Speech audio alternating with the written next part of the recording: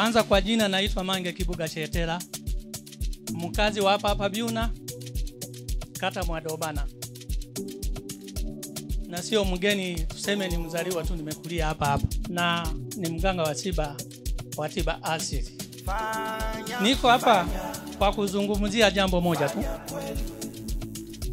Na waganga wenzangu nataka hii nayo waizungumza ndani ya moyo wangu, waweze kuisikiliza kabisa. Kitu cha kwanza, katika sisi wote tuko hapa wana Mwadobana, tuna vita. Na sio kwamba tunasema eti kwamba tunaelimishwa.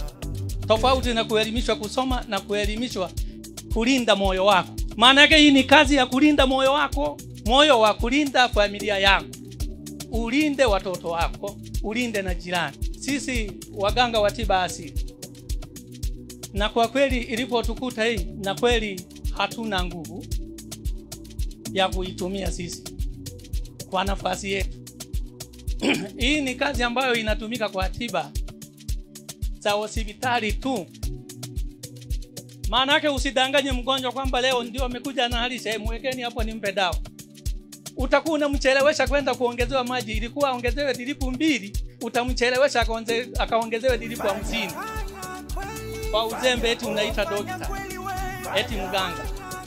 Hiyo katika sisi, katika kijiji chetu Mwadobana, tuseme kata yetu Mwadobana, kwa kweli hapa Mwadobana hilo hata wataalamu wenzangu wa tiba asili hatulifanyi.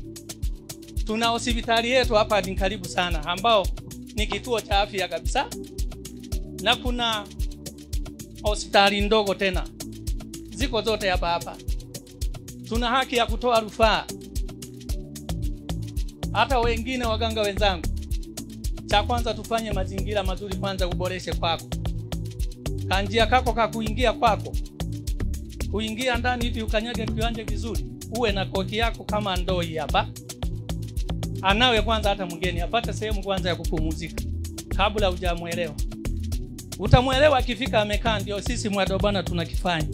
Hata kwangu ni kama hivyo, hata ukifika utapata sehemu ya kunawa na utapata sehemu ya kukaa kwanza kabla ya kusogeana na familia yangu hata watoto. Fanya kweli, usibaki nyuma. Mtu ni afya. Mtu ni afya.